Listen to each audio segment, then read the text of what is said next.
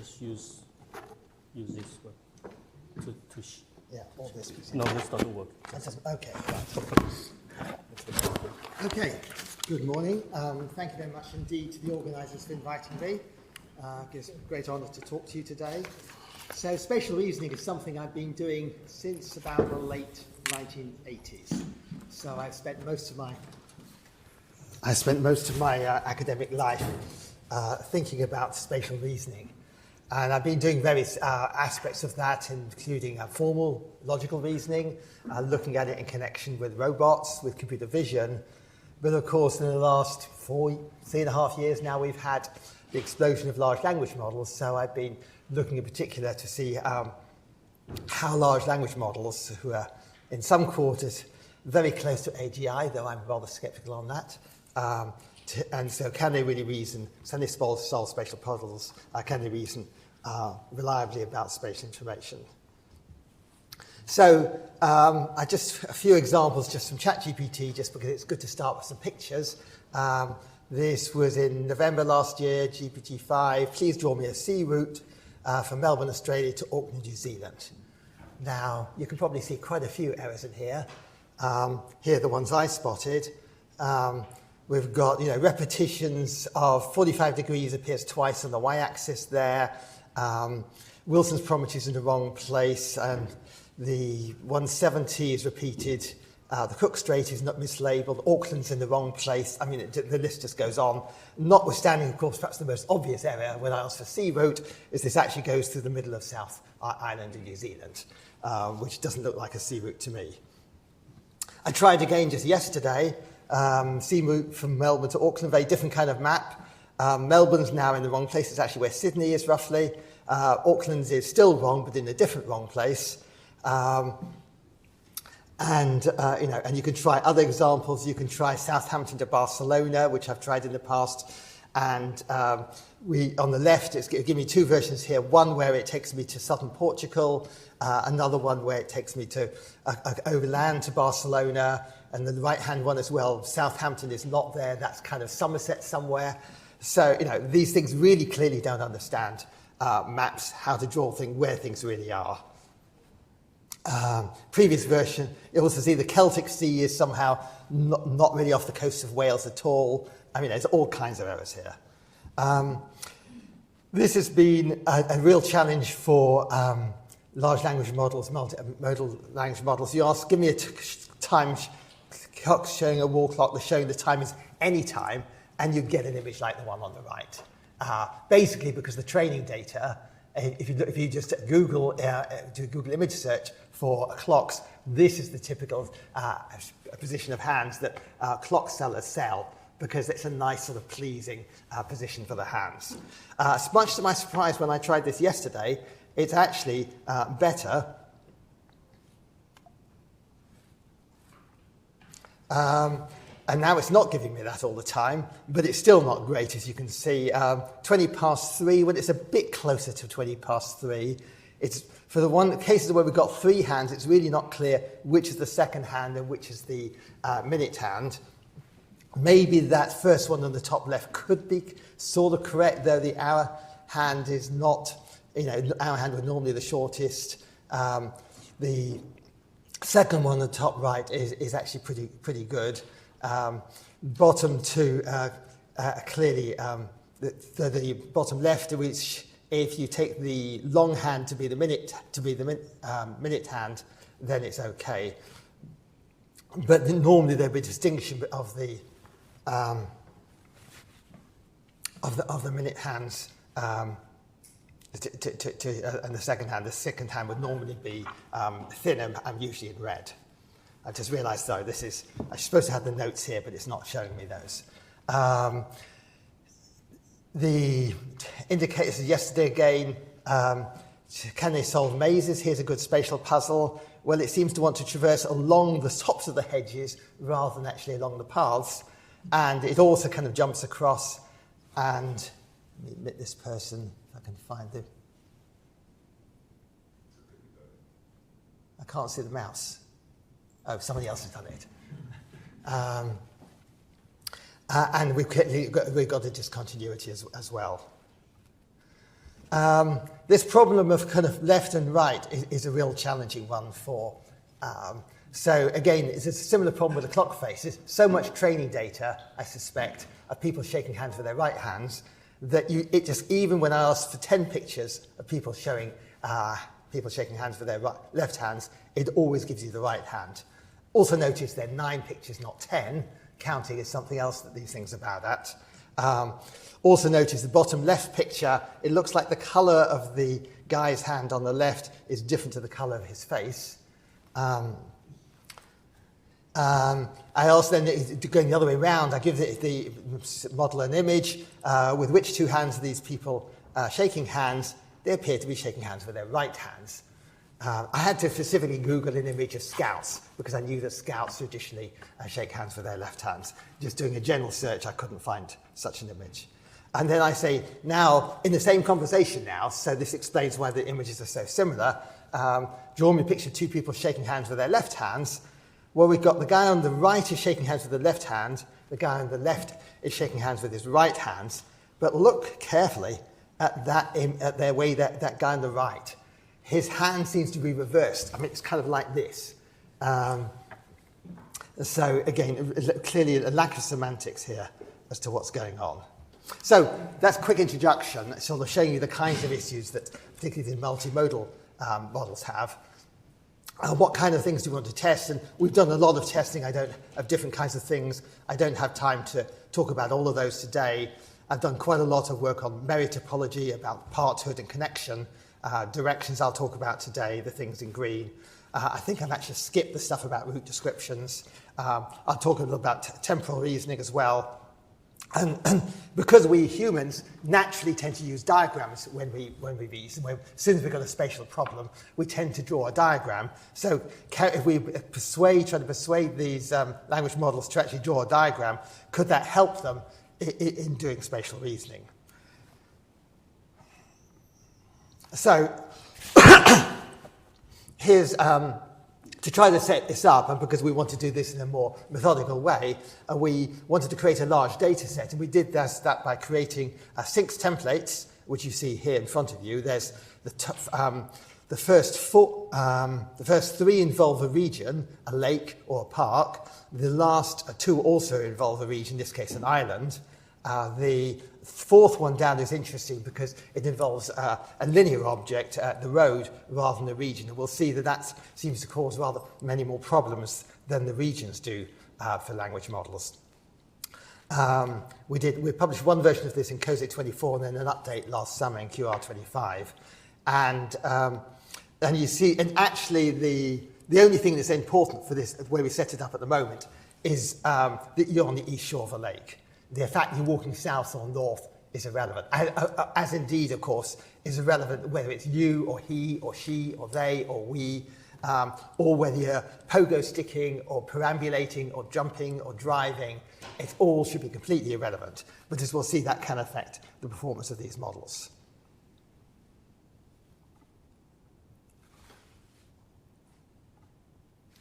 Why do I have no...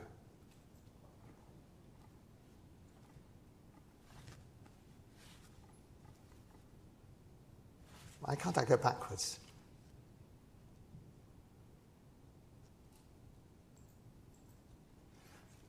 I've got 2. This is completely blank. It's failed in the transfer from my computer. This was fine. Okay, I'll have to tell you what was here. Basically, we should have 3 columns here of model results. I don't know what's happened in the transfer to this machine, but basically, there is, when we first did the work for COSIT 24, pardon? Pardon? There should be there should be stuff here, and it's completely blank. So it was fine on my computer when I checked it this morning. So this is why I always want to give them things with my laptop. I'm not doing this again. So what this should be showing you is that the reasoning models basically tend to do better than non-reasoning models.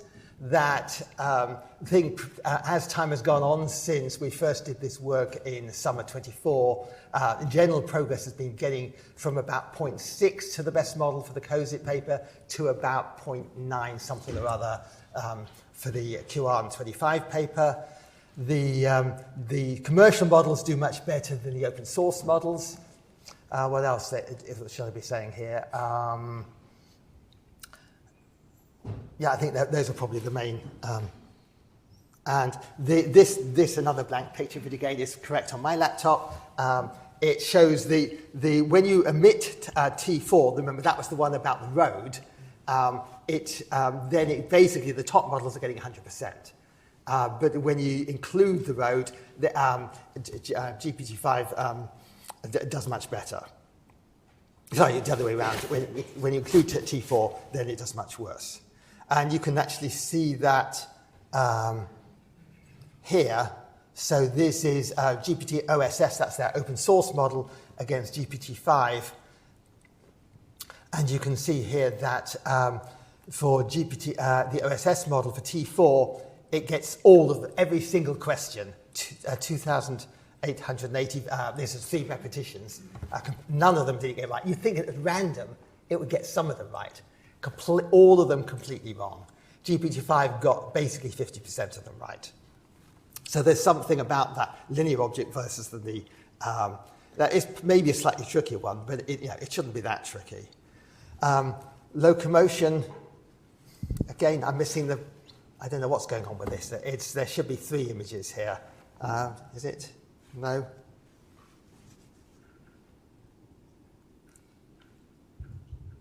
There should be another image on the left here. So this is OSS versus GPT-5. You can see that for the different forms of motion, GPT-5, it makes relatively little difference. Certainly within the error bars, they're basically all the same. For OSS, again, it's still pretty good. But the one on the left should be showing you, I think it was Claude 3.5 Sonnet. There, it made a big difference. Some of the forms of locomotion were much, much worse. And again, there should be another 2 pictures on. I'm tempted to. Let me just get my laptop and start booting it up.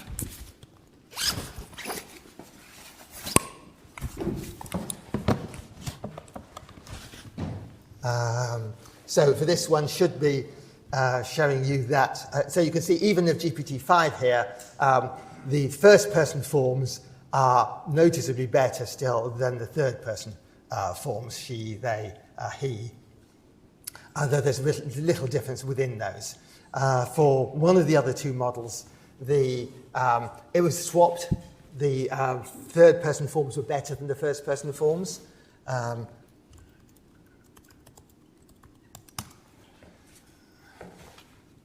Let me just see if I can switch here. Can you switch to your computer? I'm just going to try to. So which is I guess it's this one.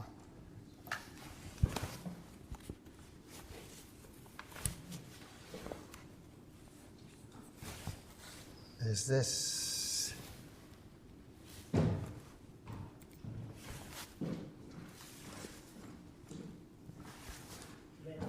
There's going to be a problem though. The people online are not going to see my computer. That's all right if you could just join the Zoom. Okay.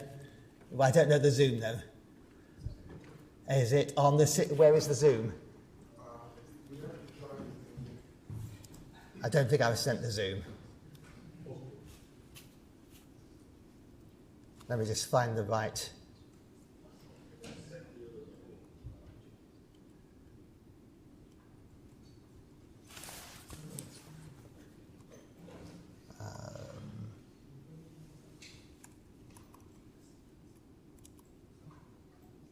Yeah, this is another slide which was different on my laptop compared. Have you got? So are you sending it by email or is it on the website? The Zoom? No, we should post it on the website. Or just send it to me by email.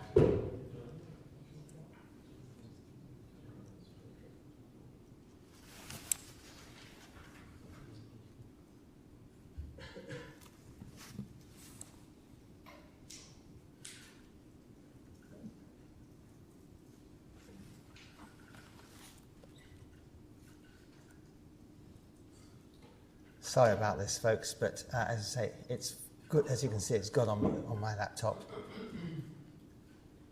View. Where's it? No, messages.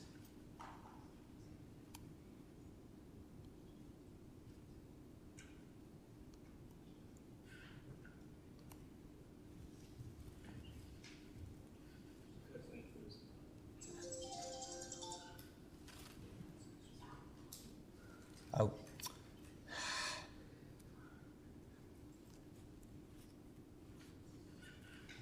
Why do they want to switch you to something worse?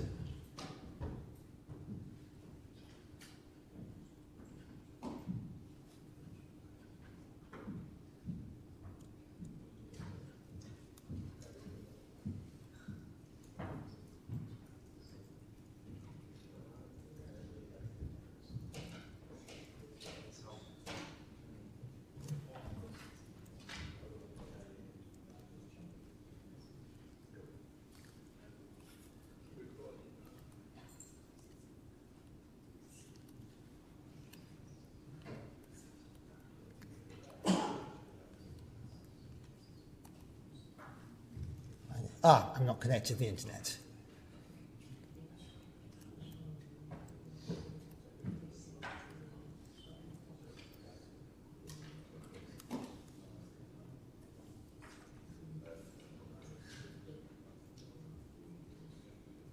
Okay, hopefully it should now.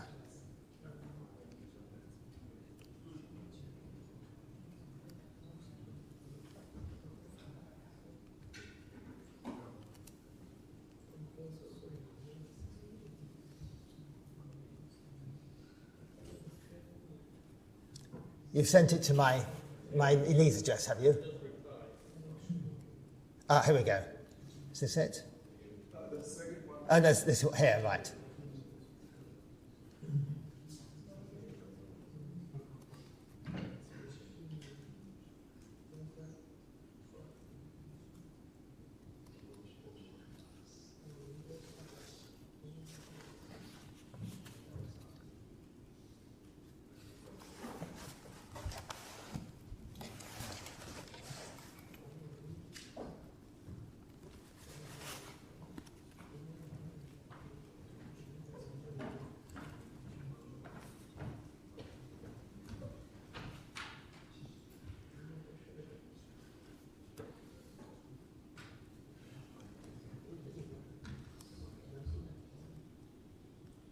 What's the passcode? Is it in here? It's okay, I've got it.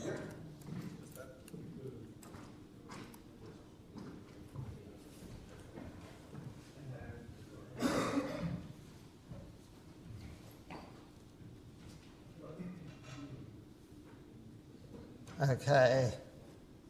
Right. Join with computer audio. Okay. So now, I guess I want to Can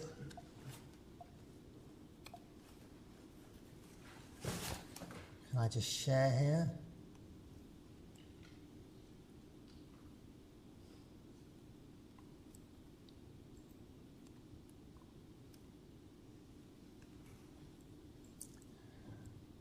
Replace current share. Screen.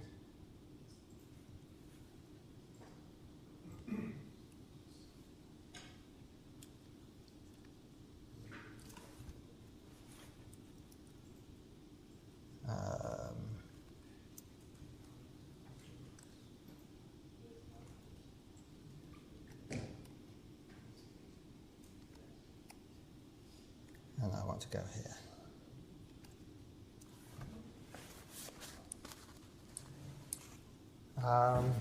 Okay, finally. Right. I did check the first few slides of the presentation and they were all fine. I didn't think to check them all. Right, okay. Can the people online hear me okay? I assume you can. Put something in the chat if you can't. Okay, so yes, this was the different templates. Here is the slide I had about about the different results. So that you can see here the ones outlined in black are the reasoning models, and you can see the ones in yellow were the original paper, the ones in orange are from the QR25 paper, and the blue ones are since then. So these are the ones with and without T4. So you can see on the right where we got it without the template 4, most of the models I'm looking at, the top 10 models here, are basically getting it perfect. But with T4, that's not the case. Here's OSS versus, we've already done that slide. Here's locomotion. You can see this is GPT, Claude 3.5 Sonnet on the left, where we're seeing much more variation with the different forms of locomotion, which shouldn't make any difference, of course. Here's the person form, where we can see that for GPT-5, it's the third person is worse, as is the case with Claude 3.5 Sonnet.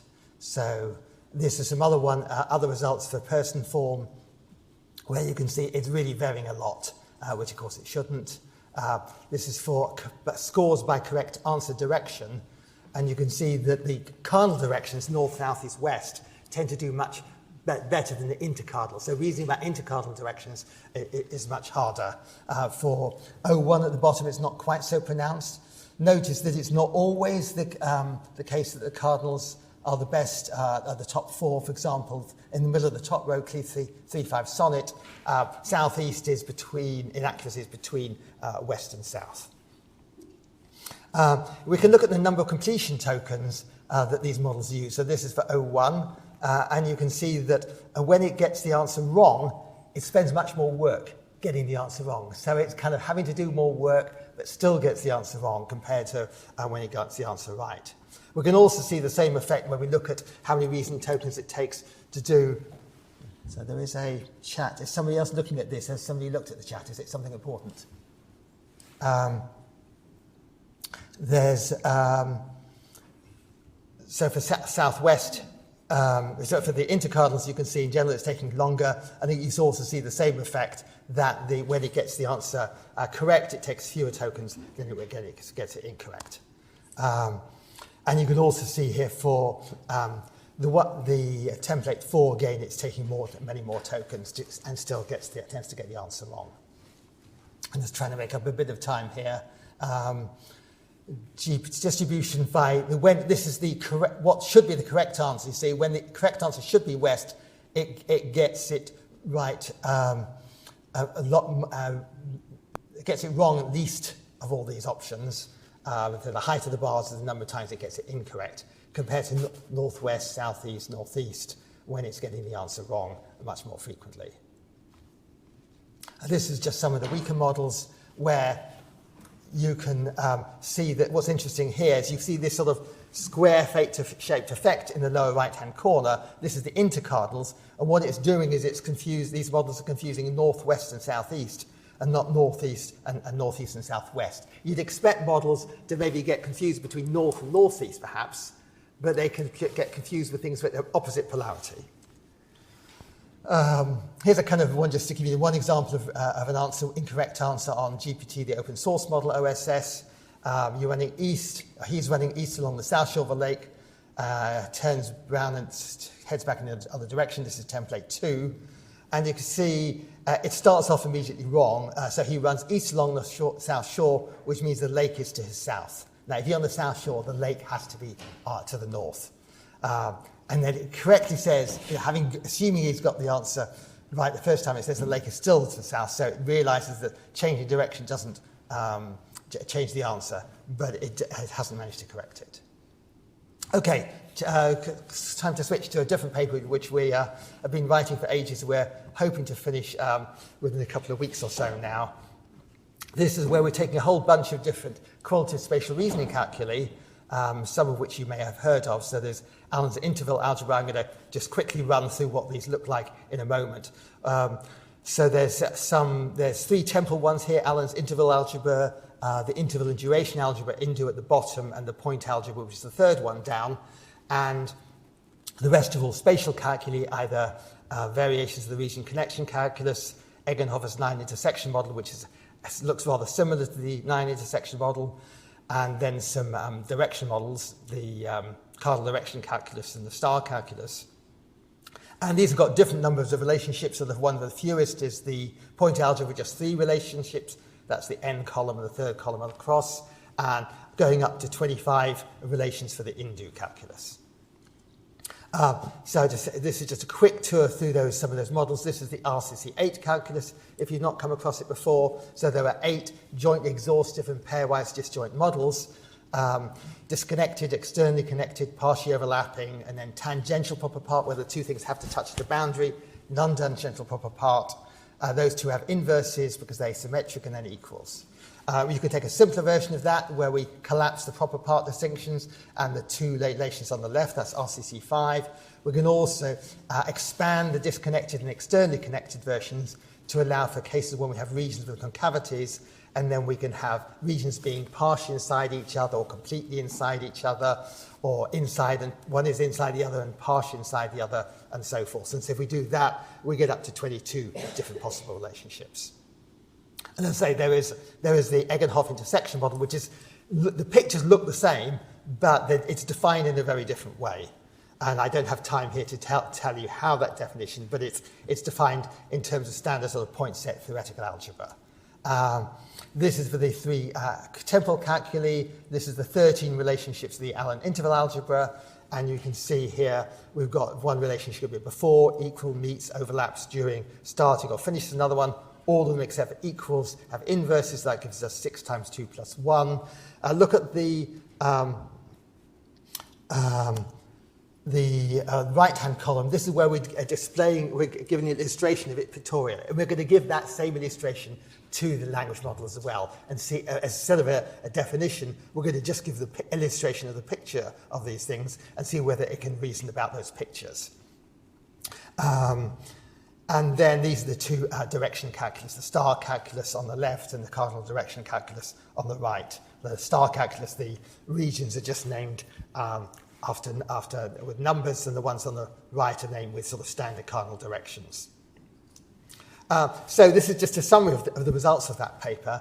You've got RCC22 in the first column, and the bluer means the worse. Okay, so you can see here. Yeah, we lost 5 minutes though.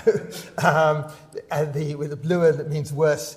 So you can see that even the best model, which is GPT-5 at the top row, it's still not great. So I'm not going to go through different. You can see that this is the versus Egenhofer's model. They get the answers wrong, but in different ways. This is just showing you if you change we looked at you're doing it with prefix notation, infix notation, with symbols, with words, and also with a schematic one. With a schematic, with the prefixes and infix, or words or symbols, it didn't make much difference. But when you start giving it pictures to define the relationships, it's much worse. So even in pure textual form, not actually an image, it can't really interpret that nearly as well.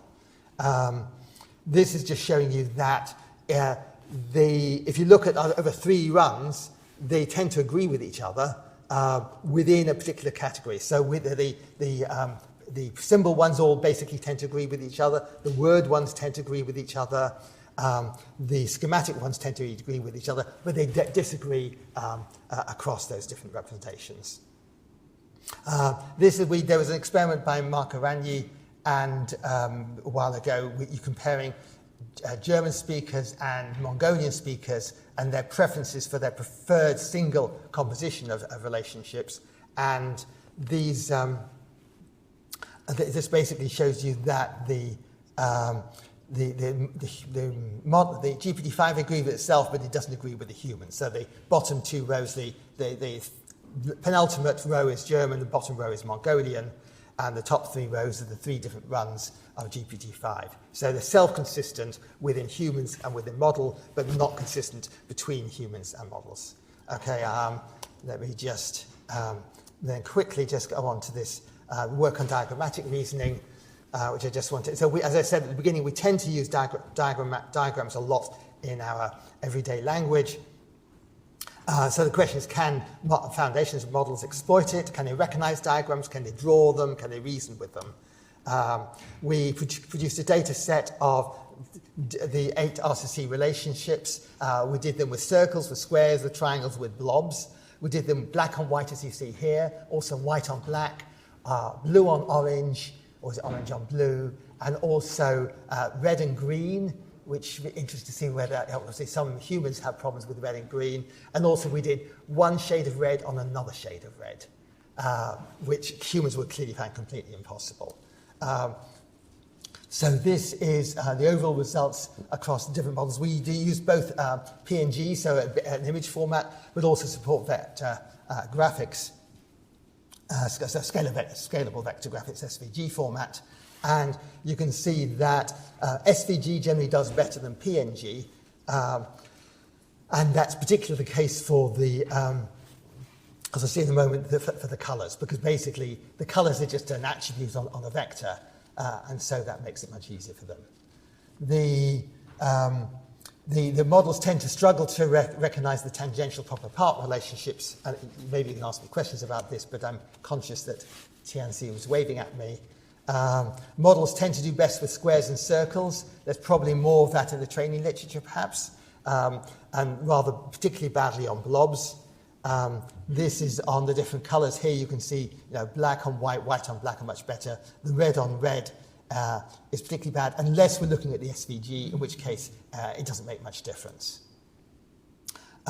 We asked to see whether we told explicitly in the middle column here to draw, to try to draw diagrams to help it do composition reasoning, and the right-hand column is using a particular prompting technique in the literature called vision of thought. And you can see here, basically, for the best models, it doesn't make much difference. For the worst models, it helps sometimes, but not always. And finally, looking at relation diagram image generation, the images here with ticks, that means it's got something reasonable, but you can see, particularly for some of the models there, mostly crosses. So there's a challenge there. And then finally, we also asked it to try to generate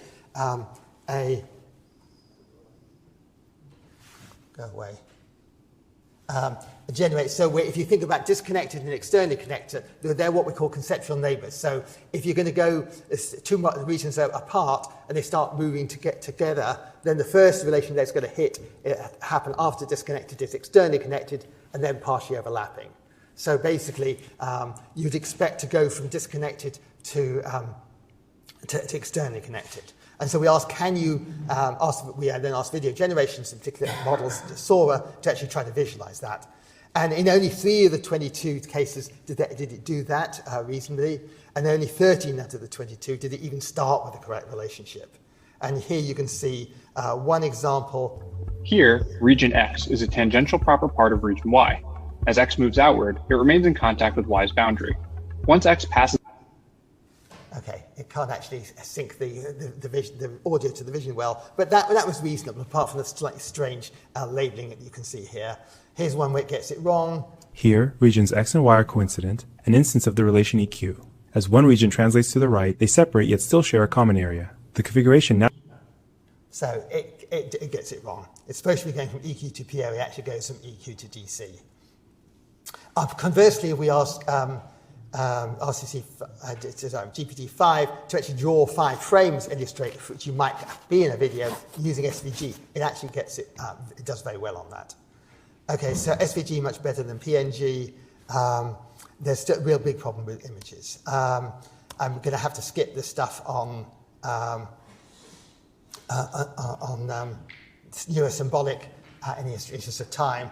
So basically, to summarize the talk, a quick tour. There's clear. I mean, I'm surprised how good they are, particularly since these haven't been trained on embodied, on any embodied input. I mean, you could argue they're sort of a second order, sort of a proxy embodiment, because the stuff they have been trained on is generally input by humans, and humans are embodied. So there's a kind of proxy embodiment, but it clearly, so these things are much better than you might expect, given they're basically just next token predictors. but they still fail. They fail in unexpected ways. They fail in different ways to each other. They're not reliable. Even if you do multiple repeats, the repeats are different.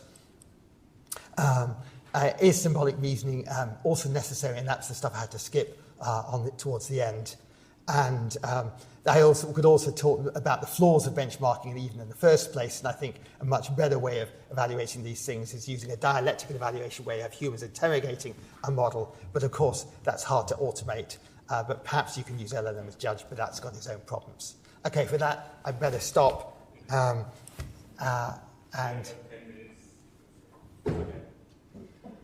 Okay?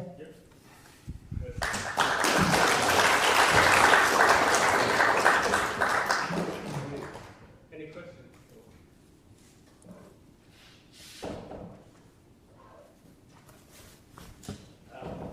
Great talk. Really good to see some full assessment of things that have been built in industry. Seems like you've basically identified a lot of blind spots. And you gave some examples where you think these may be due to biases or gaps in training data where associated biases and gaps. Do you think it's all that? Do you think there's more to it? Examples of architectural or enforcement? All of the above, I suspect. I mean, I didn't say it was the training data. I said I suspected it was the training. I think for the clocks, it's pretty clear. I'd be surprised if it wasn't just the training data, where we're always showing this sort of thing here. And I wonder whether, because that's been all over the internet, that whether that actually OpenAI have actually tried to actually do something specific and put in some positive guardrails to actually try to get these things to work better for that. But yeah, they're still not great.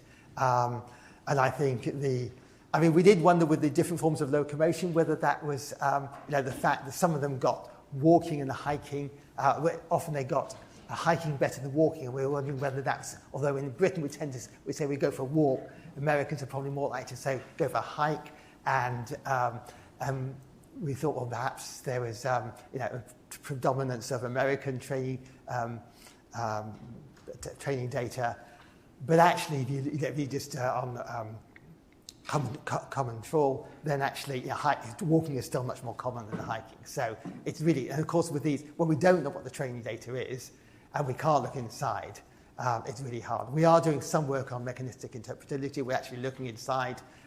That's still a work in progress. We're looking inside and looking to see trying to see what's going on inside to try to explain some of these results in more detail. Of course, we can only do that on the open source models, and the open source models aren't as good, so it's a bit challenging. The open source models are getting better.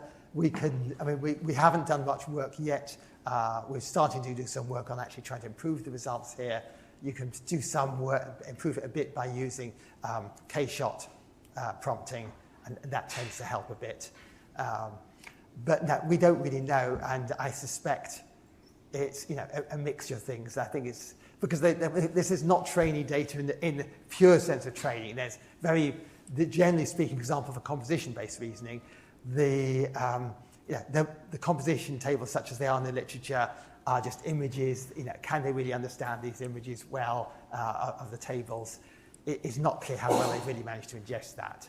And there's some evidence where I didn't mention that. In some of the work I said we had not the nonce version versus the non-nonce version. So nonce means that we substituted a nonsense word for the relation. So instead of saying disconnected, we said foobar of XY, okay? And that used to make much more of a difference. Now, actually, it doesn't make much difference. With the best models, we explain what DCXY means, and we explain what foo bar XY means. And if we do that and give that explanation, then actually for GPT-5, there's a relative difference. So that kind of suggests they really are reasoning.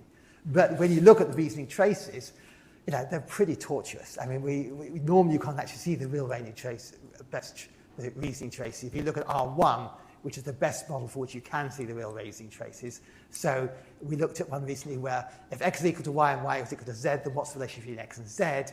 Then it gets the right answer, and it gets the right answer very quickly. But then it says, could it be a different answer? It says, x, it means it's equality, and it gets it very quickly. But then it says, perhaps there could be another answer. And it goes through 2 or 3 further iterations, questioning itself. Whilst, you're very unlike human. Human would believe himself, but it just doesn't do that. It'd be interesting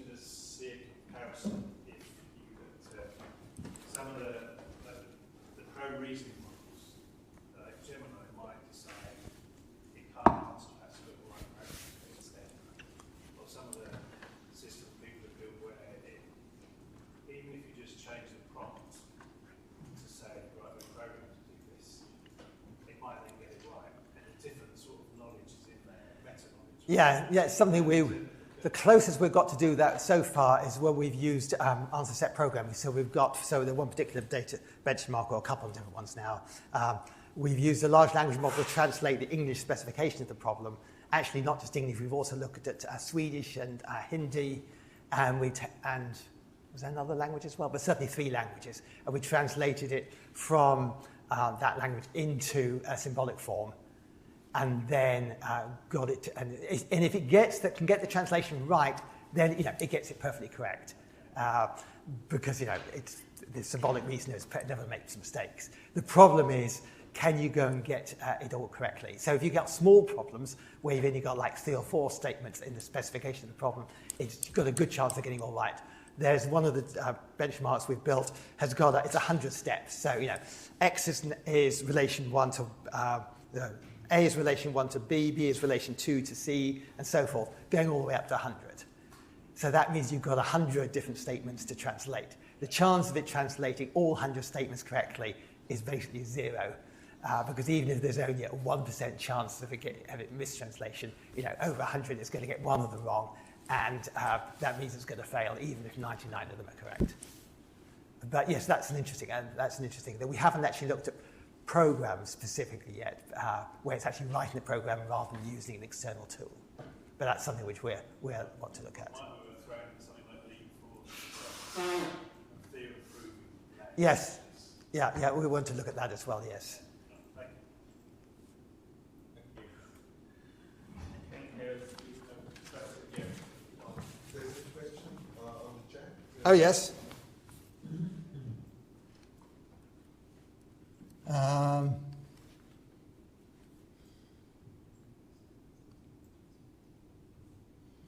Do you find any LLM having some or large tendency of applying blank in any of your experiments? No. It's well known these LLMs never say, I don't know. I wish they did. If you ask me a question about astrophysics, I'm going to say, I don't know.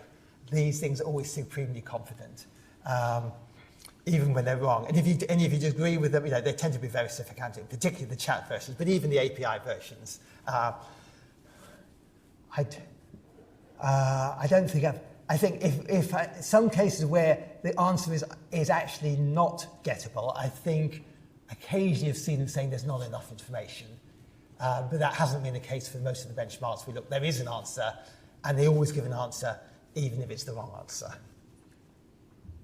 So no. Sometimes they don't answer. We're having a lot of problems. We've had a lot of problems with guardrails, particularly on the Azure version.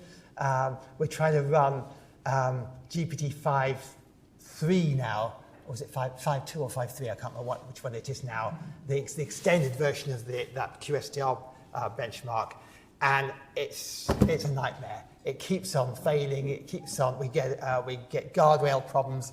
We'll have things failing because it says it's too political, or because it's sexual content.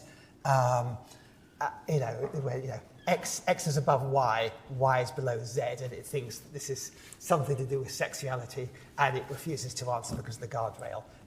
Sometimes we can turn it off, but not always, depending which provider we're using.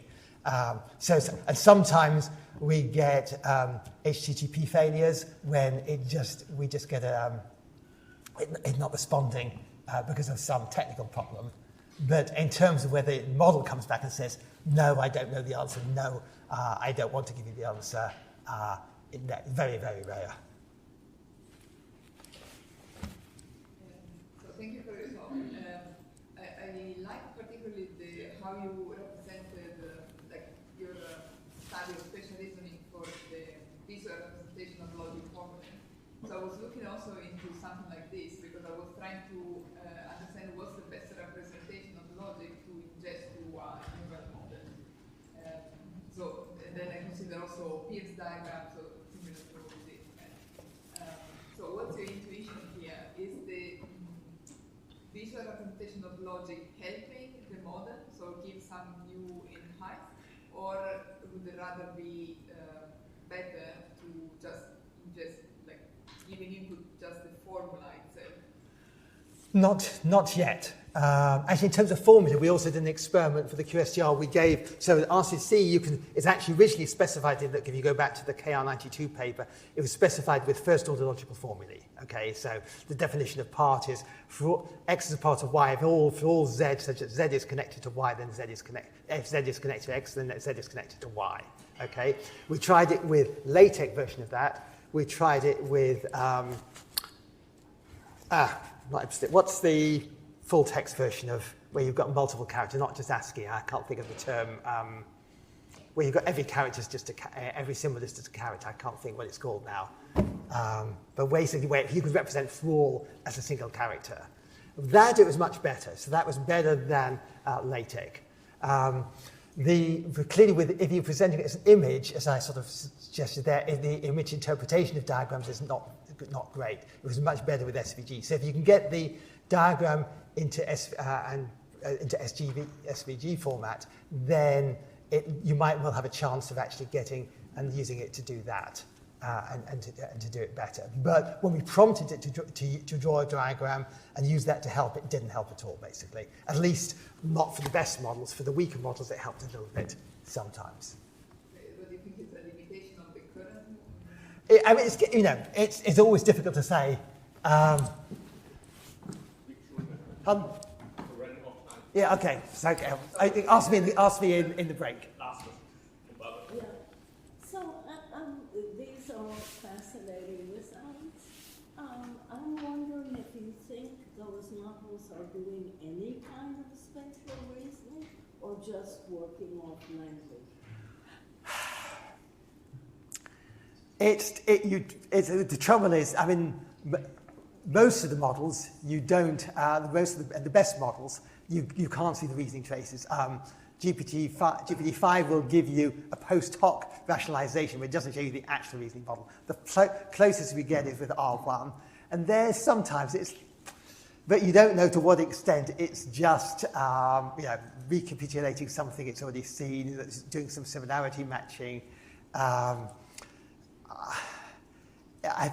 don't want to commit to that. I think it's able to simulate some kind of spatial reasoning. The times when they tend to get it wrong is when they have to put themselves in when it's like first-person reasoning, something to your left or your to right. And we've got an experiment going at the moment on that, where it's, to your left, to my right, and that, again, the results are much worse, which makes me think this kind of situated mental model building is something which these things are still struggling with. So my gut feeling is no, but they can do an awfully good job of simulating it sometimes. We'd better talk in the break.